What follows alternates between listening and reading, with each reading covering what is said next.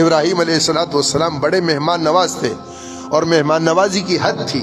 ہر پیغمبر مہمان نواز ہوتا ہے، ہر پیغمبر کی صرف مہمان نوازی ہے، لیکن ابراہیم علیہ السلام اس میں سب سے ممتاز تھے. یوں آتا ہے حدیث پاک میں، حضور فرماتے کہ وہ بغیر مہمان کے کھانا ہی نہیں کھاتے تھے، ڈھونڈتے تھے جب تک کہ کوئی مہمان نہ ملے. اللہ کی شان، ایک دن مہمان نہیں ملا، بڑا ڈھونڈ ڈانٹ کے ایک آدمی مل گیا، اس کو پکڑ کے لائے، دسترخوان پر بٹھایا. جیسے ہی کھانا شروع کرنے لگے پوچھا، پتہ چلا وہ مشرک ہے. تو یہ محب بہت زیادہ تھے، انتہائی درجے پر، اس لیے کہ قرآن میں جا بجا ان کے بارے میں آتا ہے.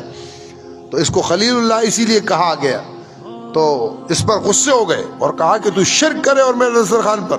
حدیث پاک میں یہ جملہ بھی یاد رکھ لینا، یہ بھی ذہن میں رکھو، جب تم کسی کے ہاں کھانا کھاؤ اس کو دعا دو، اکلت طعامکم الابرار، تمہارا کھانا نیکوکار لوگ کھائیں. یہ بھی اللہ سے مانگو، اے اللہ ہمارا مال نیک لوگوں پہ لگے، نیک لوگوں پہ.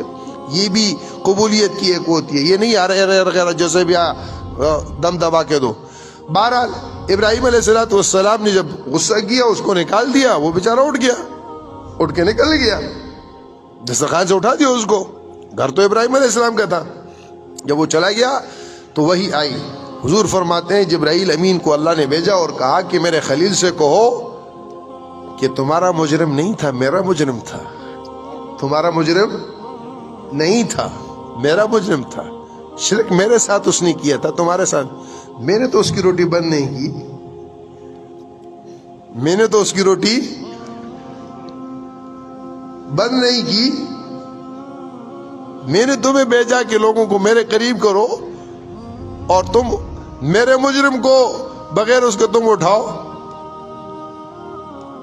نبی تھے، فوراً اٹھے، بھاگے اور اس کو جا کے ڈھونڈ ڈانٹ کے پکڑ کے لا کے، اور بڑی اس کے ساتھ یعنی تواضع کے ساتھ اس کے ساتھ اس کی خاطر مدارت کی، اس کو کھلایا. اور بڑا حیران ہو گیا، کہا کہ پہلے بگایا اب دوبارہ بلایا، پہلے غصہ ہوئے اب بڑے پیار سے پیش آ رہے، کیا ماجرا ہے؟ تو ابراہیم علیہ السلام نے کہا کہ اللہ پاک نے یہ وحی بھیجی کہ میرا مجرم ہے، میں نے اس کا کھانا بند نہیں کیا. ابراہیم تو نے کیسے اس کو دسترخوان سے اٹھایا؟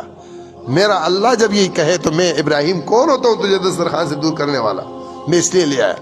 اس بندے نے فوراً توبہ کی شرک سے اور کلمہ پڑھا اور دین میں داخل ہو گیا. میرا اللہ ایسا ہے، آپ کا اللہ ایسا ہے، آسمانوں و زمینوں کا رب ایسا ہے. اس اللہ کی تعریف یہ ہے، اس کی پہچان یہ ہے، اس کی ذات و صفات کے اعتبار سے حلیم کریم ذات ہے. اور وہ چاہتا ہے آج ایک آنسو بہاؤ. حضور فرماتے ہیں وہ آنسو جو مکھی کے سر کے بقدر خدا کے خوف اور محبت میں تمہاری آنکھ سے نکل گیا، یہ جہنم کی آگ کو بجھانے کے لیے کافی ہے.